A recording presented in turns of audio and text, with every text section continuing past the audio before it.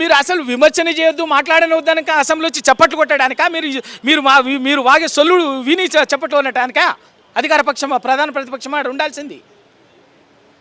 వాళ్ళ అందుకే కదా మాట్లాడుతుంటేనే కదా మాట్లాడినది. స్పీకర్ గారితో ఏకపక్షంగా స్పీకర్ గారితో రూలింగ్ ఇప్పించి మీరు సభ నడుపుతుంటే ఇంకా అక్కడ ఎందుకు ప్రధాన ప్రతిపక్షంగా ఉండేది? ప్రజాక్షేత్రంలో తెలుసుకుంటాం, ప్రజలకే చెప్తాము. ప్రజా ఉద్యమం నుంచి వచ్చినటువంటి వాళ్ళం, తెలంగాణ కోసం నిటారుగా నిలబడి కొట్లాడినటువంటి వాళ్ళం. మీరు ఆ రోజు చేసిన పని అదే.